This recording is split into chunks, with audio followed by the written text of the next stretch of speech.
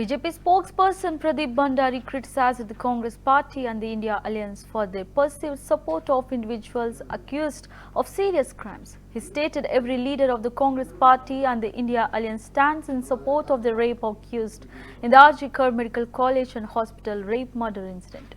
The Mamata Banerjee government was trying to protect the accused. Akhilesh Yadav was attempting to shield the accused Muyad Khan in the Ayodhya gang rape case. Rahul Gandhi dismissed the R.G. Kar Medical College and Hospital rape murder incident as a distraction. Today, when legal action is taken in the Badalpur incident, Congress leaders label it a cold-blooded murder. They never stand with women, they only support their vote bank. That's why the women of the nation have repeatedly rejected them.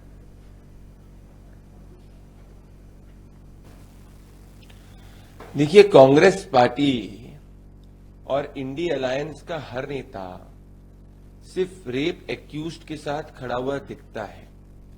देश भर में देखिए, RG का rape और murder case के अंदर ममता बनर्जी की सरकार एक्यूज को प्रोटेक्ट करने का प्रयास कर रही थी।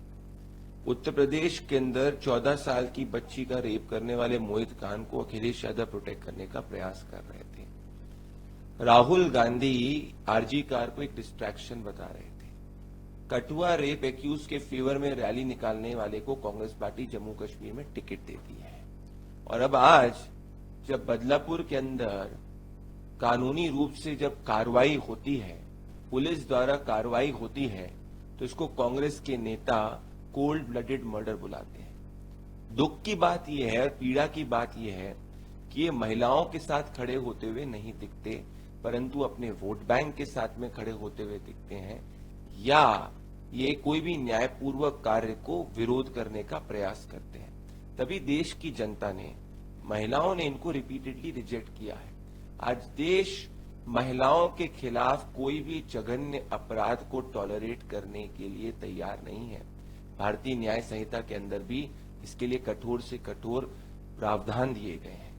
पुलिस द्वारा किया गया कार्य न्यायपूर्वक है, जिसकी जानकारी deputy chief minister Devendra Fadnavis ji ने ऑलरेडी दे दी है, महाराष्ट्र के होम मिनिस्टर जी ने ऑलरेडी दे दी है। तो मुझे लगता है कांग्रेस पार्टी कुछ सेंटिमेंट्स को आगे बढ़ाने के चक्कर में इसको विरोध कर रही है, परंतु देश की जनता कांग्रेस के इंटेंशंस को अच्छी तरीके से जानती है।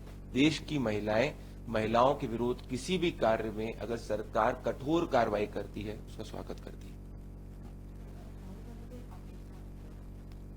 Rahul Gandhi is divider in chief. Rahul Gandhi divisive है।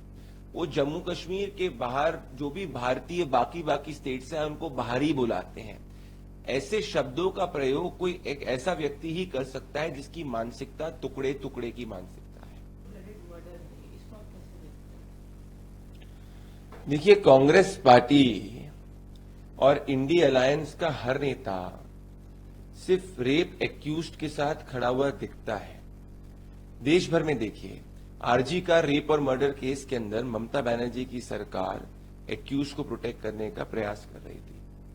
उत्तर प्रदेश के अंदर 14 साल की बच्ची का रेप करने वाले मोहित खान को अखिलेश यादव प्रोटेक्ट करने का प्रयास कर रहे थे। राहुल गांधी आरजी कार को एक डिस्ट्रैक्शन बता रहे थे। कठुआ रेप एक्यूज के फेवर में रैली निकालने वाले को कांग्रेस पार्टी जम्मू कश्मीर में टिकट देती है। और अब आज जब बदलापुर के अंदर कानूनी रूप से जब कार्रवाई होती है, पुलिस द्वारा कार्रवाई होती है, तो इसको कांग्रेस के नेता कोल्ड ब्लडेड मर्डर बुलाते हैं। दुख की बात यह है और पीड़ा की बात यह है कि ये महिलाओं के साथ खड़े होते हुए नहीं दिखते, परंतु अपने वोट बैंक के साथ में खड़े होते हुए दिखते हैं, या ये कोई भी न्यायपूर्वक कार्य को विरोध करने का प्रयास करते हैं। तभी देश की जनता ने, महिलाओं ने इनको रिपीटेडली रिजेक्ट किया है।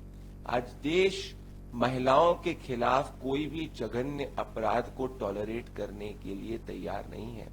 भारतीय न्याय संहिता के अंदर भी इसके लिए कठोर से कठोर प्रावधान दिए गए हैं।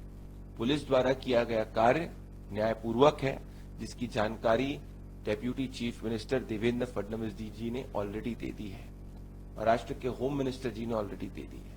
तो मुझे लगता है कांग्रेस पार्टी कुछ सेंटिमेंट्स को आगे बढ़ाने के चक्कर में इसको विरोध कर रही है, परंतु देश की जनता कांग्रेस के इंटेंशंस को अच्छी तरीके से जानती है। देश की महिलाएं